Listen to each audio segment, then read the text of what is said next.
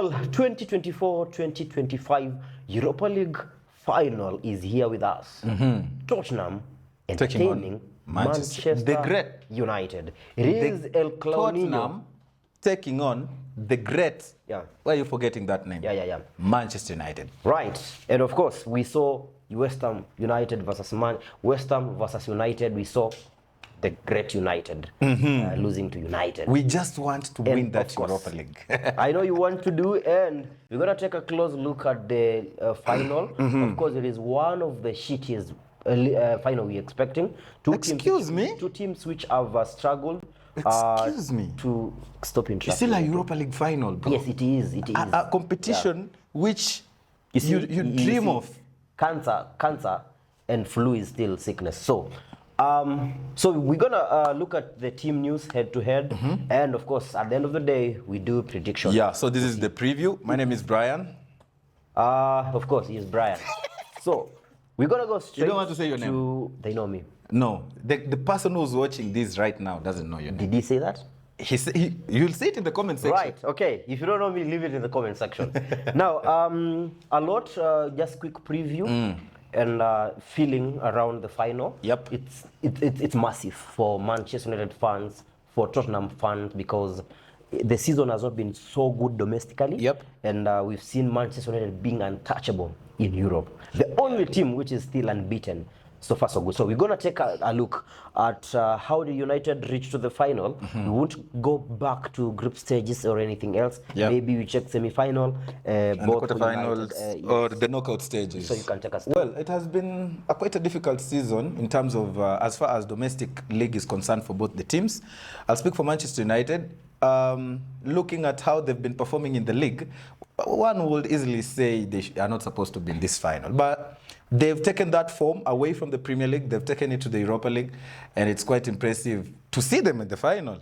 During the knockout stages, there was a time when watching the Lyon game out, I thought Manchester United was dead, and they arose, and that is why they're here. So they played quite a number of very strong opponents in Lyon in the semi-finals, I think. No, in the quarterfinals. In the round of 16, we faced, was it Bilbao? No. Bilbao, you faced Bilbao in the semis. In the semis. In the quarterfinals, it was Lyon. And in the round of 16, who did we face? I don't know. It's you faced, not me. You can't remember who we faced in the quarterfinals? United fans, you don't know who you faced in the quarterfinals. You don't know. In the round of 16, I mean. My Lord. We played Real Sociedad, yeah. And we actually won. So these are one of the best teams that were in Europe that are in this competition. Europa League. In the Europa League, yeah, in the Europa League.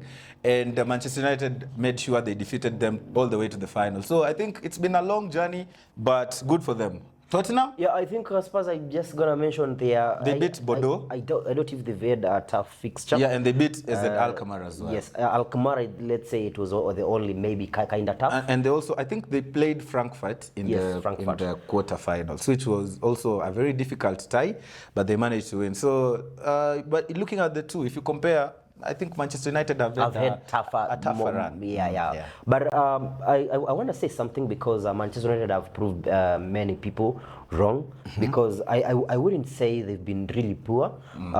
They've been poor in domestic league, but a cup, they took cup serious. Despite also being knocked out of the FA Cup, we expected them to do better. I think now the reason United over the last 2 seasons, it's more focused on cups. A knockout thing rather than a run of. Actually, the squad that Manchester United have on paper looks like a squad that can do well in the cups rather than the league, because they don't play that kind of balanced football. They wake up and play well. So when you're playing in cups, that can happen. You have a strategy. It's like that Chelsea of Didier Drogba who won the Champions League. Yeah, they were so poor in the league. They finished around 6th or 7th, 8th there, but they still went on and won the Champions League, which was amazing to see. So they have players, but still maybe not playing as a team consistently. Quick one, we're going to go to maybe team news. Team news. For Tottenham, it really doesn't look good. We have Son, who has been on the sidelines for a while. With a foot injury. And now there is addition of Kulusevski, who had surgery. So that means he's out of the tie, probably for the remainder of the season, and eventually he'll come around pre-season. Yeah, and Maddison too. Maddison too is also out for the remainder of the season. So that now leaves Tottenham with one player in the midfield and creative player, also CM, and one of the best wingers we have in the Premier League in the name of Son. On the side of those Man are big United, misses for Spurs, if you ask me. For Manchester United, I think we have 3 obvious injuries. Lisandro Martinez is out. We haven't seen him play for some time now. Joshua Zirkzee also out. He got a hamstring injury in a certain game, in the Premier League game. He's also been ruled out for the rest of the season. And then we also have De Ligt, who got injured recently. We don't know his whereabouts up to this point, so we don't know if he's going to feature in the final. But squad-wise, Manchester United have all players to replace these 3 players. And also, I think we have someone who's got injured recently. Lenny Yoro. He could be a doubt for this game. We still haven't heard any news about it. But yeah, we'll be looking forward, because if you check the squad for Manchester United, all these players are still replaceable, and Manchester United can still... The all untouchable is Bruno Fernandes. Yeah, the team will still look strong on paper, even if those players are missing. So that's about the team news. And Ahmad is back. He actually started the game against West Ham, and good to see. Yeah, I think if that's all about the news, then the team news, we can look at how maybe this game is going to be won. All right, interesting fixture, and I think Man United have the upper hand, like ahead of the tie, they look the favorites. But regardless, a final is a final. I always tell everyone, a final is a final. Anything can happen. We saw Wigan at some point beat City in the FA Cup final. So at some point, it happens. But then again, I will emphasize on the style of play between these 2 teams.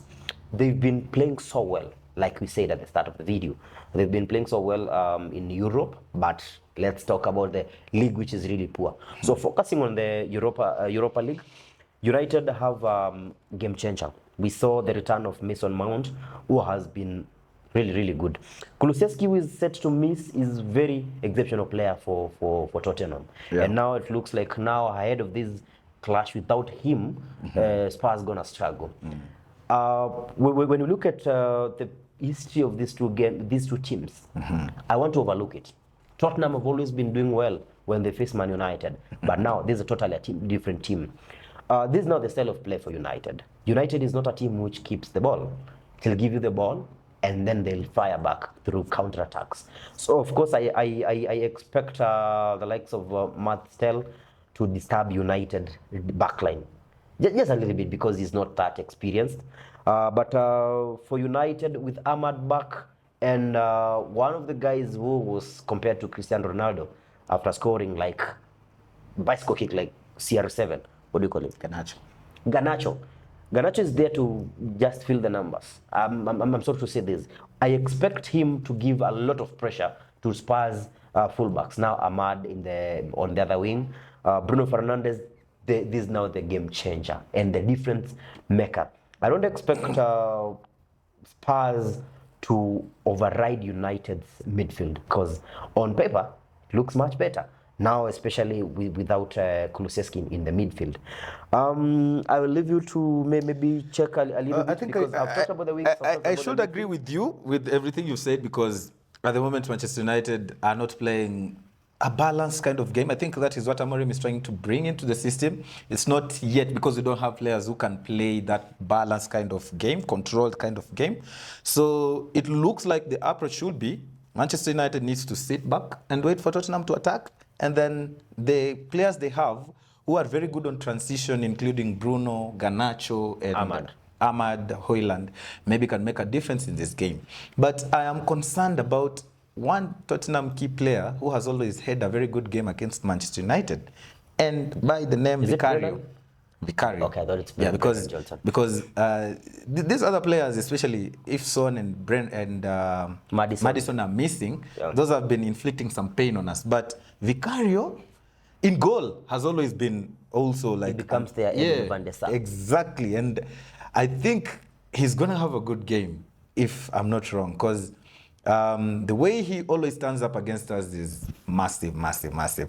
So it's a difficult game, actually. So much is at stake. Winning this will guarantee one team to enter directly into the Champions League. Another team will miss out on everything, and it will be very difficult to see, because Ange said as well that he wins in the second season. Yeah. And this is the second season, so it's going to be a very interesting game. We'll see if that's going to remain. Before maybe go to direct to prediction, there is a player which you want to take a look at, and that is Højlund. Højlund. He has been at the talk, like everybody is talking about Højlund. Yeah. How this guy has been maybe misfiring in front of the goal. We've seen it, it has been happening, and until now, it's happening.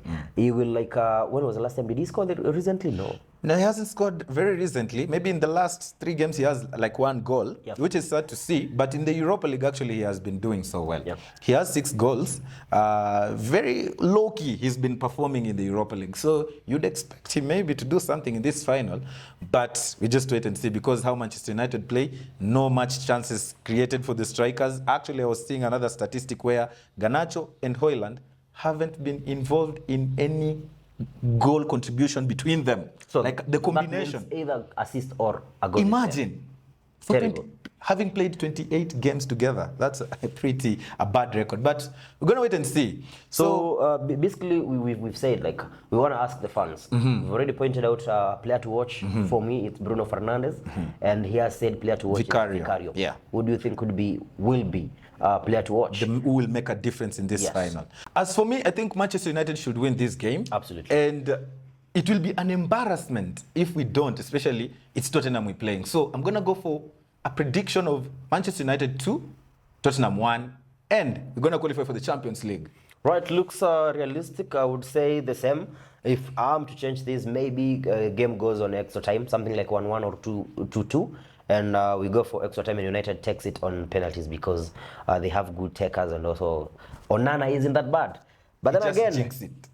Second, you're always jinxing it. No. You like, I need to be realistic. United have a chance of securing this. So well, you said it. Best of luck to all the teams. Either way, we're gonna banter one. It's a game you wish it will never have happened.